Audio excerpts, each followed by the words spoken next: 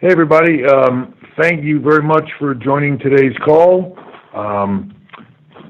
Once again, very exciting time, NXT, this week's takeover in Portland, one of the first of a few takeovers here that are, separated from the main roster or the Raw and SmackDown pay-per-views, so a bit of a unique in the timing of it.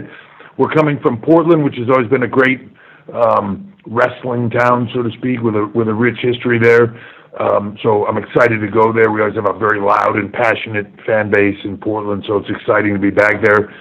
In addition to that, tonight's episode of USA, excited about Lio Rush and Angel Garza, #1 contenders match for the Cruiserweight Championship. Last week we saw the return of Velveteen Dream after a long absence, so great to have him back. It's an exciting time. This takeover, to me, this is one of those cards and we talk about this a lot of it being, the cards always seem stellar. It's a bit of a bigger card, and it just laid out that way. There was so much great stuff to put on it. When I look at this card, it's almost like a Mania type card for our brand, at least, of Adam Cole and Tommaso Ciampa for the NXT Championship. Just Tommaso never having lost that title and trying to get back to the place that he was in before he was injured. Adam Cole being probably one of the most dominant NXT champions, and it's hard to argue that he didn't have the best last half of 2019 of anybody in the industry. One of the greatest performers for the entire year. You got Finn Balor and Johnny Gargano. Gargano having been out a little bit, put out by Finn Balor. This should be epic. From an in-ring standpoint, I can't wait for these guys to go. Rhea Ripley, Bianca Belair for the NXT Women's Championship. This is an interesting one with Rhea's recent appearances on Raw and calling out Charlotte Flair to see if Charlotte will challenge her at WrestleMania for the NXT Championship. Bianca's got a point. A little bit of Rhea looking past Bianca, maybe. Will Rhea Ripley even be champion on the other side of this, or is there something special happening in Portland that will lead to a different chapter? Bianca Belair has really sort of come into her own in the last, the last half of the year and into now, where just one of the most dominant women's Rumble performances ever. She has just, I think as you saw it in promo segments with Charlotte and Rhea sort of just kind of stealing the show. She just has come into her own in a way. Once talent, when you're an athlete like her and you have that ability, man, once the confidence comes and you can relax and be yourself and just let go, it's something special when you're at an athletic level like she is, and you're seeing that now. It's just the tip of the iceberg, but Bianca Belair, a special performer. Undisputed Era versus Pete Dunne and Matt Riddle for the NXT Tag Team Championships. Pete and Matt coming off of a big Dusty Cup win. That should be epic. Keith Lee and Dijakovic, if it's anything like what they've done on NXT's weekly show on USA, that is going to be another classic of two big men that you don't see in this industry very much that can do the things that they do. And then Tegan Nox and Dakota Kai in a very personal war in a street fight. So the card is stacked, it's loaded, and man, I can't wait to get there and just sit back and watch it. So I will open it up to you guys, and thanks again for being here. All right, guys, as usual, one question and one follow-up, please. Thank you. Thank you. And as a reminder, if you would like to ask a question, please signal by pressing star 1 on your telephone keypad. We'll take our first question from Jason Powell with ProWrestling.net. Hey, good morning, Paul. Hey, Jason, how are you? I'm doing great. So you're not doing as well as your Wednesday night competition in those key demographics. Why do you feel that is? And just going beyond, it's a marathon, not a sprint. What do you feel you can do better to improve in those areas, those numbers? But God, you can't steal my catchphrases and then just continue to move on. You took my promo and then now I got nothing to say. It's like the 8 Mile movie. Look, I think it's all about, look, I'll change the wording around. It's about the long game. And what we have to do is get to the people in the younger demos. When you're promoted in younger demos and you are viewed in those younger demos promotionally, then those are the people that you attract. When you're promoted in different demos, it's when you look at NXT on USA and you break down the numbers, it's very similar to a Raw number. It's very similar to a USA number, because that's where we're promoted and that's where we're seen and that's where everything else goes. But the long game is building up the brand that you build. I think that, and people can make this argument, but I think what we have done is come in and proven the in-ring product from a hardcore, not a hardcore in the old sense, but in a passionate fan base of bell-to-bell action standpoint, right? Arguable that it is bell-to-bell equivalent or better than anybody. Now you start to do different things. You start to add in a bit more entertainment. You start to add in a bit more variety. You start to add in some other things.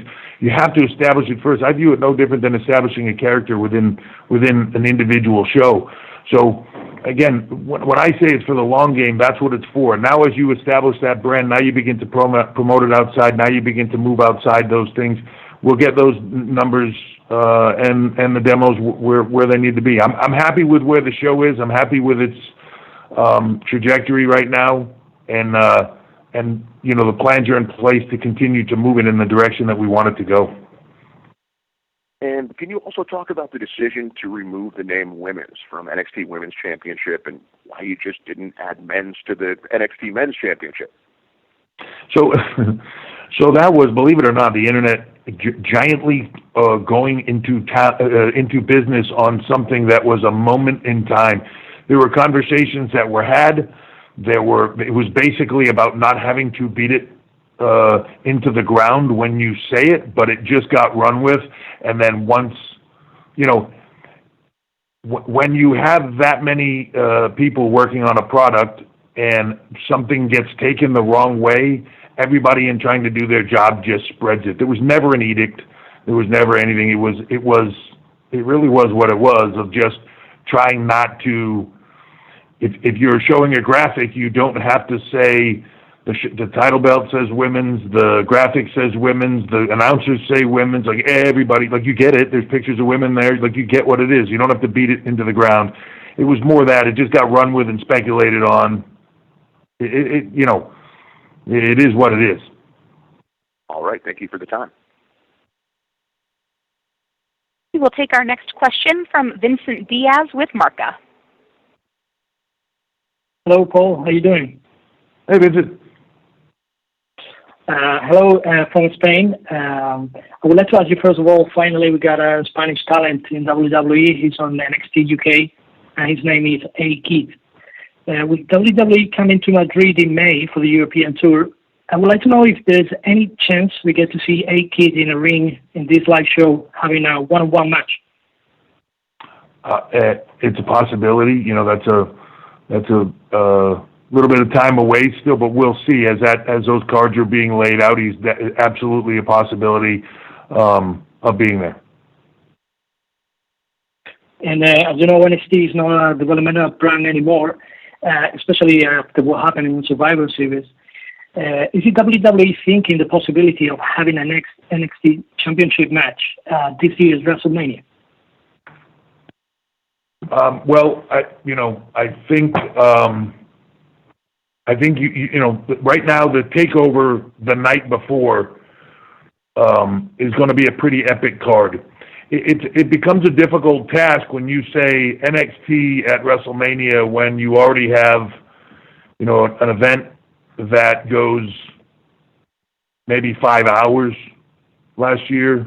It's hard to put all of that into play in one event. It's why WrestleMania itself really is sort of a week-long event now for fans. It really, if you're coming into Tampa for WrestleMania this year, it sort of all starts on Wednesday. We're in Orlando, which is only a little bit over an hour away from Tampa. So Wednesday we're live from Orlando. Thursday we're at Hall of Fame. Access starts as well. There's events all over the area. Friday you're into SmackDown Live from Tampa. Saturday you get NXT Takeover in what will be an epic card. You then go to Sunday in a stadium and have what will probably be, a 2-hour lead-in show with epic matches and a 4 or 5 hour maybe pay-per-view event from the stadium. If you start adding more into that event, it just becomes longer and it's diminishing returns. You also get to Monday, you've got Monday Night Raw, and then, again, this year we'll be doing a special thing with NXT that week as well, coming out of WrestleMania. So, it's a week-long series of events. You gotta put things in different places, otherwise WrestleMania will start at 6 a.m. and go till the next morning. Thank you so much for your time. Thank you. Thank you. And you're right, A-Kid is a spectacular talent. He's going to do big things. And so if it's not on this tour, it will be sooner or later. You're going to see him a lot of places. He's got a bright future.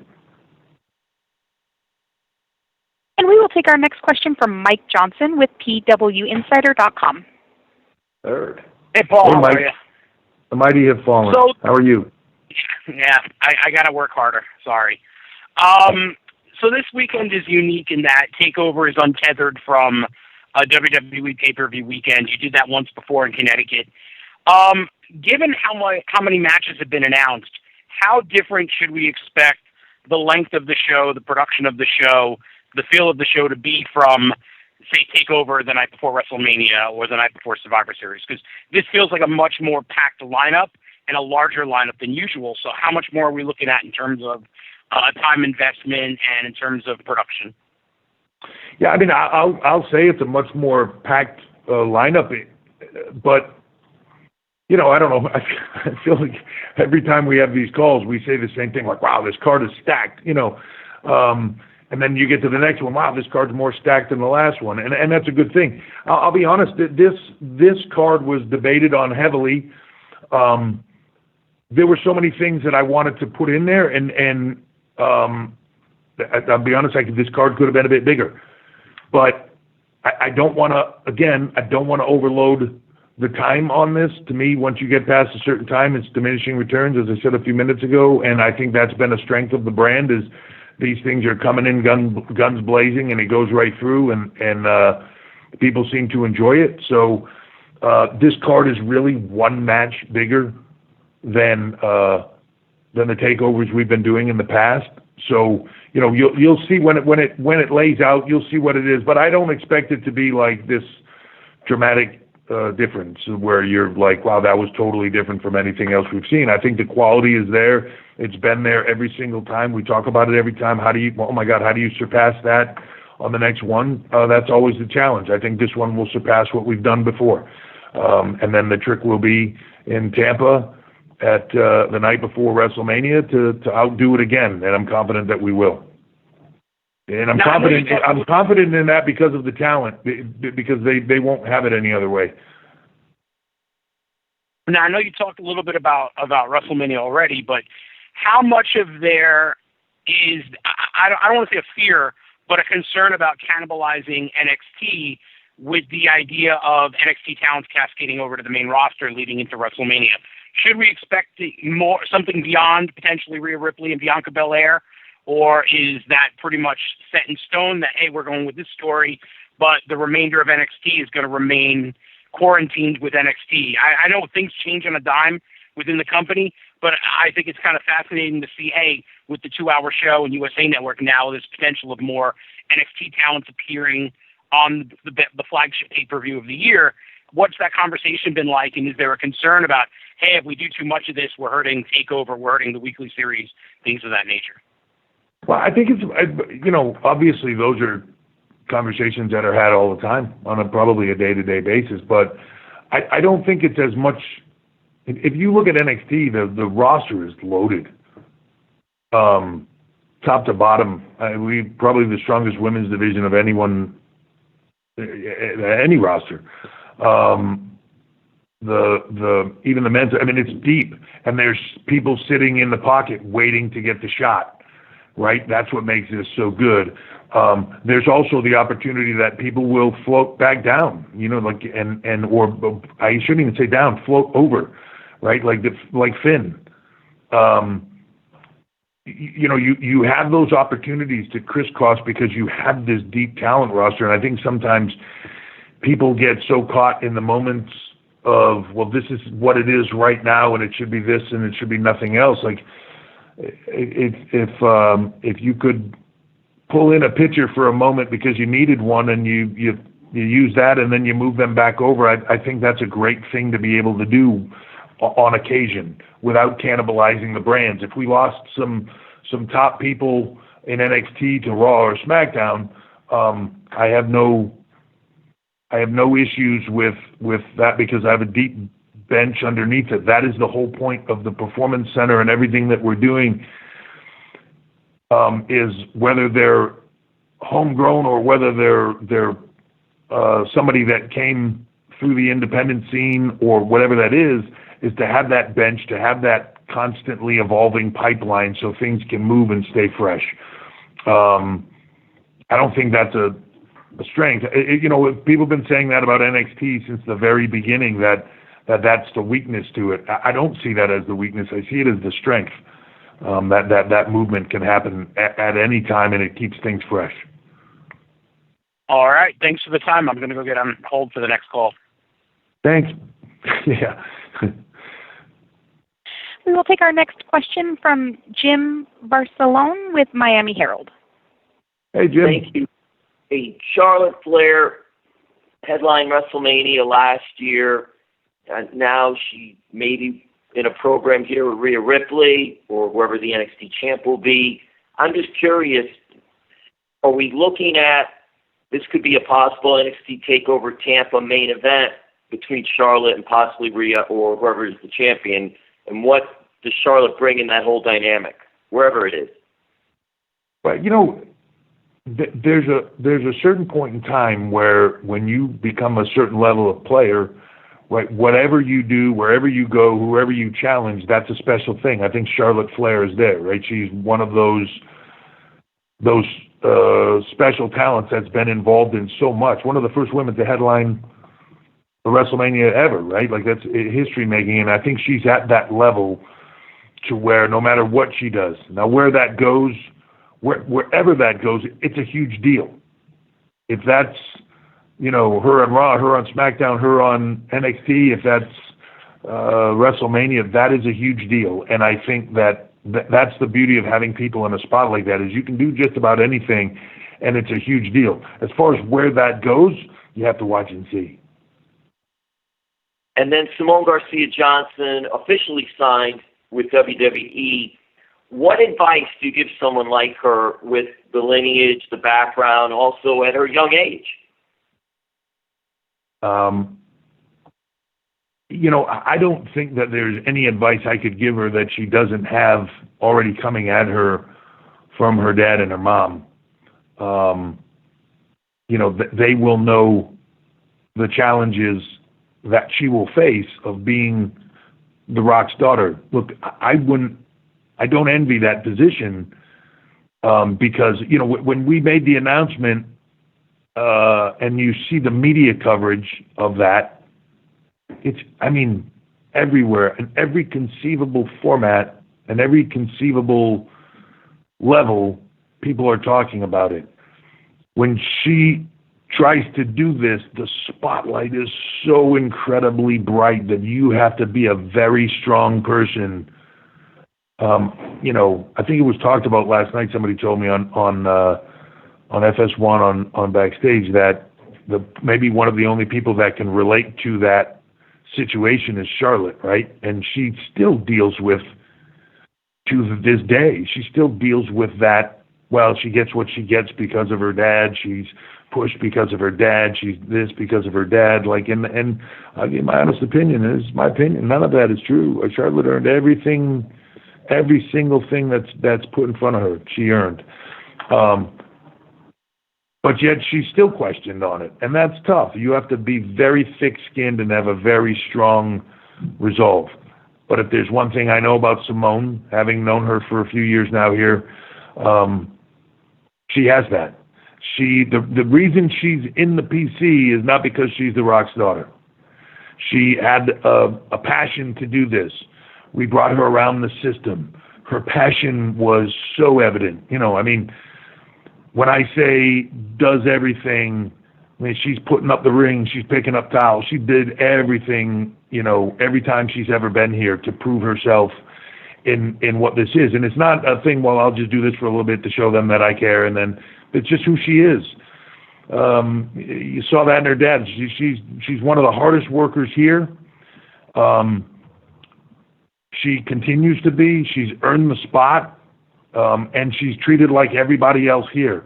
She's earned the spot.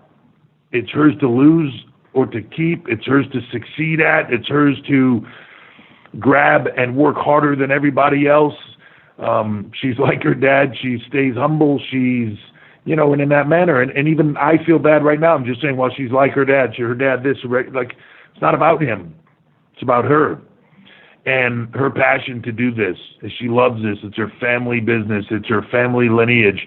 That's a lot of pressure on a young girl. And hopefully, if I know everything else she'll put into it. I know it. I see it in her. I believe it. She will go to any length to succeed at this because of the passion that she has for it. If there's anything that I feel like, hopefully, that I can offer to her here, and this team can offer her, and this performance center, everything we do can offer her, is the ability to stay strong and be able to get through all the stuff that's going to come her way because of her last name and because of who her family is. And that's going to take a strong person, but she can do it. She has that resolve. Thank you, Paul. Thanks, Jim. We will take our next question from Connor Casey with comicbook.com. Hey, Paul. Thanks for taking my call. Appreciate it. Hey, Connor. In last few months, we've seen Keith Lee lock horns with guys like Roman, like Steph, and just a week ago with Brock. Backstage, has there been a bit of a fight to, keep him on NXT? And like, no, we got more stuff for him to do before we move him over to Raw or SmackDown. Has there been discussions about that? Look, there's anybody that gets any kind of a momentum moment in anything, there's always clamoring from somebody about them. Ooh, hey, I'd like to have that, and all those things. Those are strategic discussions that are had with Heyman, with Bruce, with those teams, with my team, and it comes down to people's development. It's a funny thing that, and I don't mean this to necessarily say just specifically about Keith, but a lot of talent, they begin to have a moment, and then there's these thinking like, oh my God, they're so ready for this, they're so good to go. Man, what took so long? All this stuff because they believed it was there. There's these little nuances of success within this business that we're trying to teach at that level. It's one thing to have a moment of success. It's a different conversation to have a long run of success in this business. And how do you handle all that? And how do you handle those moments in time? And what do you do with them? And how do you capitalize on those? They're all big components of this. And you want somebody to succeed. It's hard to say to somebody, look, I'm not going to give you that now because I want you to succeed longer term. And if I give it to you now, it's going to be short term. So those are all things that we have to weigh through on all these talent. But yeah, if you don't think that, look, you don't have to look much past just looking at Keith Lee to go like, oh, you see what he looks like and who he is. You see his personality, and then you see what he does in the ring, and you're like, yeah, no, can I have him, please? I think same thing when you watch Bianca Belair in the Rumble, or the things that she does in the ring or her personality now in promos. You see, Velveteen Dream. You see Ciampa. I can go down that list, right? But you want to make sure that they're ready for success on all levels. And also, where's the best place for them to succeed? Because the brands are slightly different, right? Like in that the entertainment components, the way the storylines are crafted and handled. Some talent are. You've seen this over the years. I believe even just before this was a deal, that certain talent resonated better on SmackDown. Certain talent resonated better on Raw. Wasn't the right fit for them. You saw that back in the 80s. Certain talent resonated better in WCW or the NWA. Certain talent resonated better in the WWE because they're slightly different, and those are all bits and pieces that weigh into this. So yeah, there's always anybody that is getting over or getting a look and is beginning to create buzz. Everybody's calling and looking at them, and that's a cool thing about it. And then you just got to run with it for as long as you can and as long as you have them. Right, the final decision comes down to Vince. And always has, and that's the beauty of all of this is, that there is that final answer there, and he can help to guide where everything goes and help it be successful on every level. And a follow-up, we didn't get a chance to see a halftime heat special for this year's Super Bowl. Was that purely a production thing, or did it sneak up on people? Like what was the decision to not do it again this year? No, we kind of knew the Super Bowl was coming. Yeah. Well, it's kind of tough to tell Fox, hey, when they're your partner, that hey, what we're going to do is we're going to try to sway people over from halftime show and get them to watch our halftime heat show. A little different when the year before they weren't our partner. It was also a moment in time where people were clamoring about the halftime show not being what they wanted to see last year. So the timing of it was right. This year, would I love to do that? Absolutely. Was the timing right for it in this year? No. And I'm also glad we didn't, because they had a crazy, spectacular halftime show that I was there in person and watching them be able to convert, watching Fox and that team and everybody that worked on it. I don't know all the production details of it, but for them to be able to convert a football field inside of 30 minutes into a concert stadium and then back into a football field without damaging anything, without it, and put on that level of production is mind-boggling.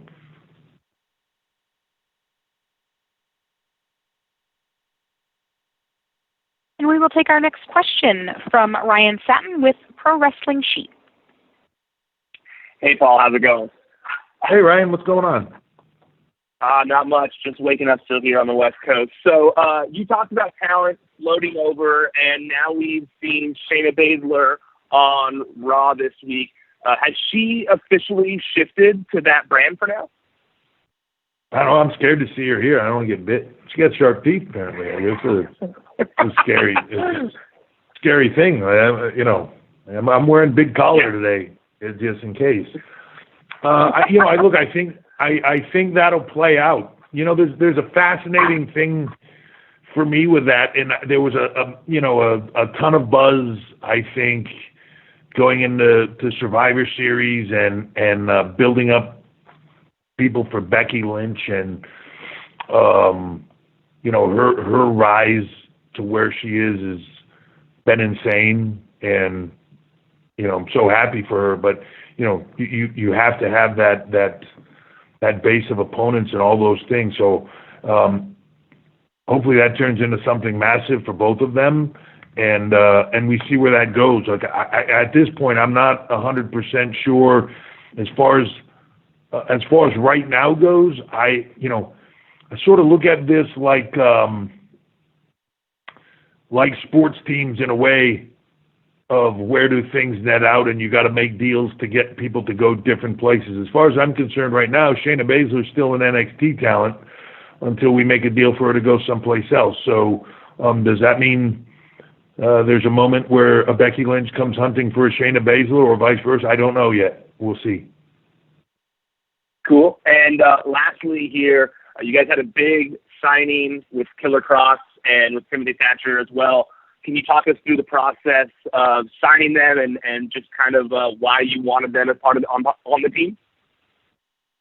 Well, if anybody's seen either one of them perform, and what they do in ring and out of it, I guess, in some way from a promo part and everything else, like, who wouldn't want them?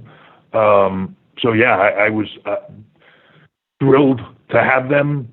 Shocked that it didn't get out prior to when it started to. Testament to both those guys of usually there's a small grouping of people that know, but them kind of keeping it to themselves and letting that be a surprise. And at the end of the day, the surprise is not the be all end all, but it's nice when you can keep things and get a reaction from people on them. And this was one of those instances, and I'm excited to get both those talent in the mix because they're both phenomenal performers. And I believe that with the team that we have here, with the coaching staff here, with everything that we do on all levels and TV production, teaching them that side of it, that's what help makes a performer long term in this, is that TV side and the television creation and production side. But once we can really, as we're beginning to now with them, once we really can fine tune and hone what they do, the skill levels there, it's fine tuning and honing that both of those talent have incredible upside to do amazing things. And when you mention Cross, you have to mention Scarlett as well. So that's she's a very talented performer as well. So I'm excited to get rolling with all of that. Great, thank you so much. Thanks, Ryan. All right, we have time for 2 more calls. Okay, we will take our next question from Miguel Uceda with Mundo Deportivo. Hey, Miguel. Hello, Paul. How are you? I'm good. Yourself? I'm fine, thank you. You mentioned it earlier that this takeover shows a bigger card because for the very first time since NXT Takeover Brooklyn 2 in 2016, there are not 5 but 6 matches announced for the main event of the main card of the event. Does it mean that the length of some of the matches could be reduced so it does not affect the running time of the show? So I mean that's always it's always a concern, or not, like a part of the planning process of the takeovers or any pay-per-view that you do, of the length of time and how long things go. But for me, it more than that comes down to what do talent need, right? Sometimes talent need 30 minutes to tell the story they want to tell. Sometimes they need more than that. Sometimes they need a lot less than that. It depends on the stories. So when we go through these cards, there's a lot that's poured into all of this. It's not just a like, hey, go do this. Right? We're working with the talent, and having conversations around how do we think this should go, what's the story we're trying to tell, and how long do we think we want to tell that story. When you start to make a movie in Hollywood, I don't think you start out with the premise of like, this needs to be 3 hours and it needs to be exactly this, and that's how we're going to tell that story, and then you're shifting the time around, right? You kind of go through it and you see what works and what feels right. That's what we do in this, and that's what will happen this week. And we believe that we have the right mix and the right everything to give the right length of show overall, for the right length of matches. We feel like we're in the right spot. Otherwise, we wouldn't be doing it that way. And we'll see if we're right on Sunday. I would like to ask you now about A-Kid, the very first Spanish wrestler to be signed by the WWE. You said earlier that he has a bright future, but how do you feel personally about his progress in the company, and what is next for him in NXT UK? Well, I feel great about his progress so far. It's an amazing opportunity to take somebody, like I said earlier, when you have a talent that has all that athletic ability and potential, and then what do you do with it? How do you cultivate it? It's not just about like, hey, here's where you are, throw them on TV, and then let them go, right?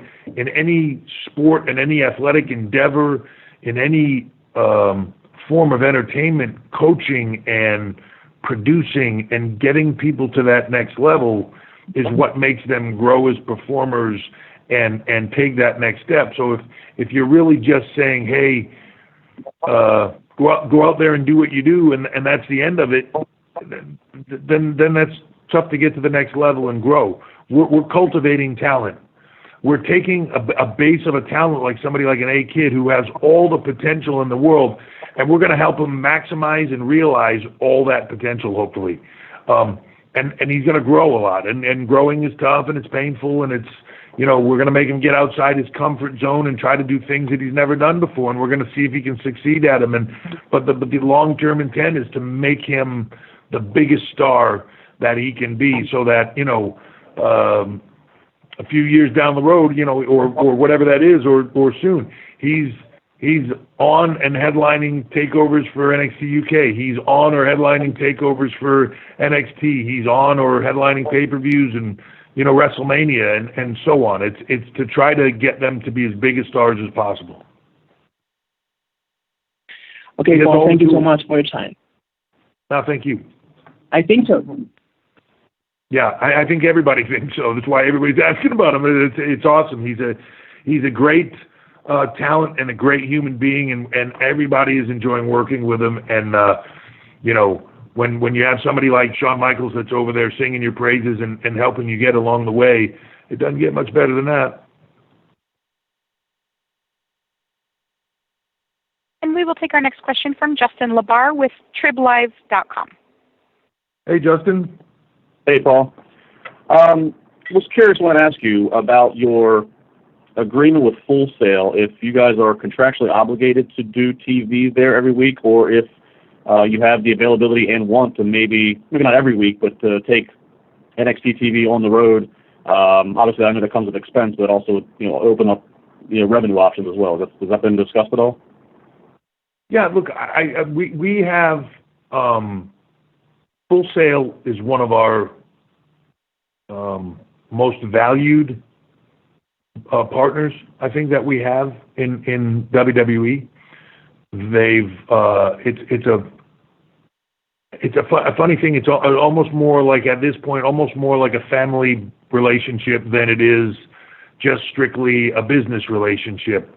To be honest, at this point, I can't even tell you if we have a contractual obligation to it at this point, because we're just at the point where we just have conversations and, hey, here's what we're going to do. When this opportunity came up, hey, here's what we want to do.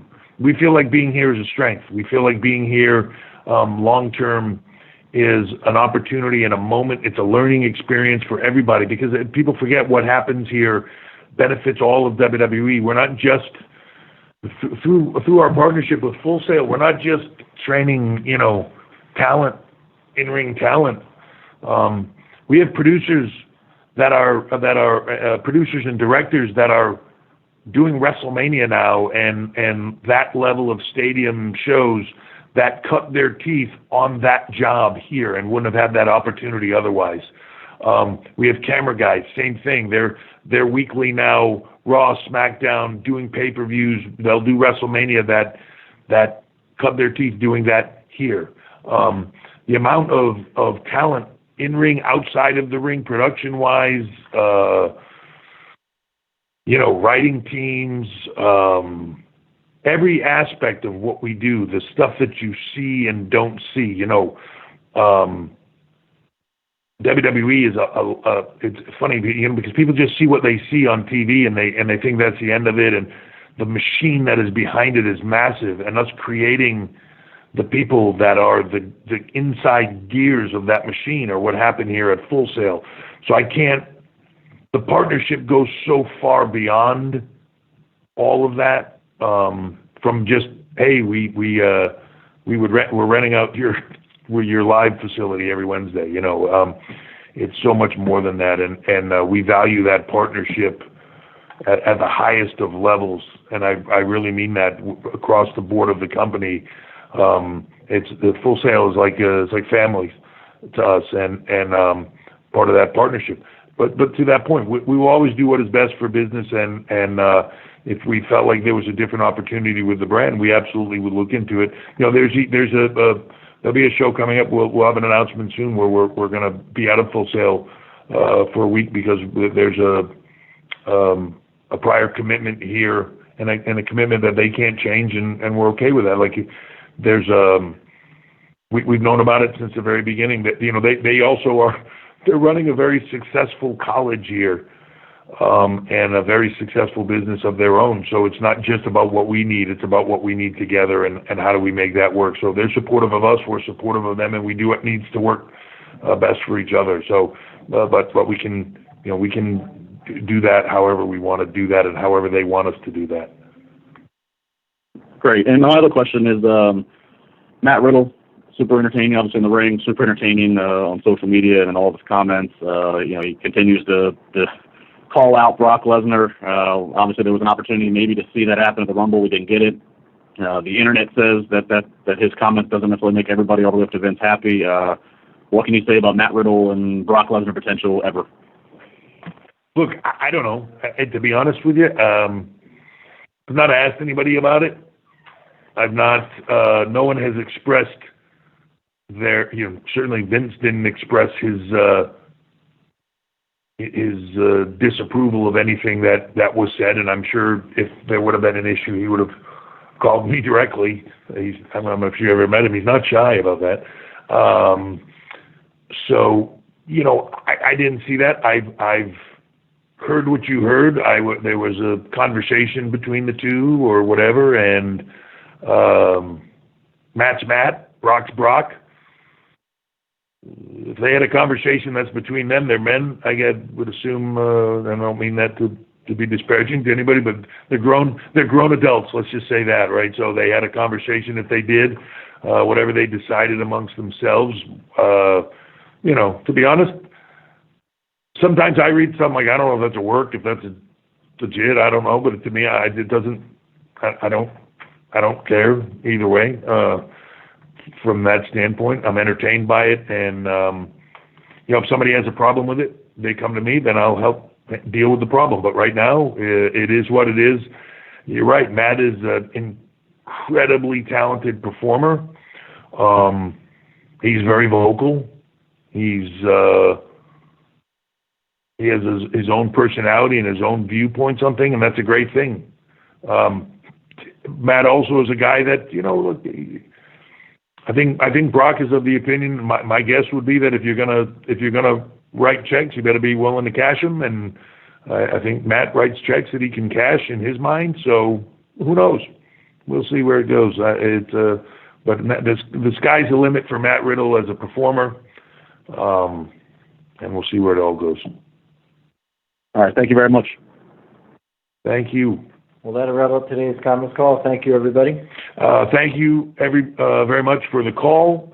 Again, this weekend should be spectacular, and once again, we have a very interesting mix again for NXT this weekend with Poppy being in Portland and playing. She's got a new album out and opening the show for us. It should be spectacular. She's just been a great partner with WWE and a great asset, and very successful, and continuing on our end to break new music and new acts and add more entertainment. And so very exciting for me, and I look forward to doing more with her and many other music acts down the line to help keep this brand rolling. Music sets the vibe and the tempo for everything we do. So thrilled to have her there, and I know it's going to be something special.